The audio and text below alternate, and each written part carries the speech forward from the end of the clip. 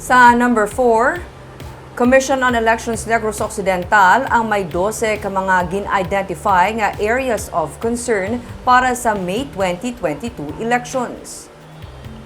Suno kay Acting Provincial Election Supervisor Roberto Salazar, ang listahan na napadala na nila sa Regional Joint Peace and Security Coordinating Council. Pathag sa nga COMELEC, ang isa ka lugar makabig nga area of concern kung mayara sang intense political rivalry o kung mayara sa tunatabo may kantanan sa eleksyon. Ang isa ka lugar makabig naman nga area of immediate concern kung may presensya sang NPA, armado nga grupo o kung private armed groups.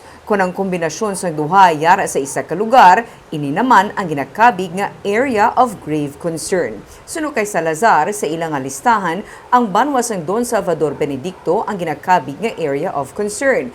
Areas of immediate concern naman ang Manapla, Silay City, Victoria City, Toboso, Binalbagan, Himamaylan City, Cabancalan City, kag Hinubaan. Paathag niya, inibangod sa presensya sang NPA sa amo nga mga lugar. Areas of grave concern naman ang Candoni, Moises Padilla, kag Escalante City. Ini ang mahimo nga may pagbag-o pa suno kay Salazar.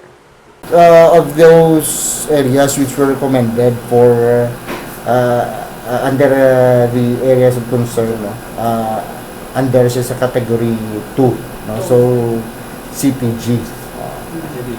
So,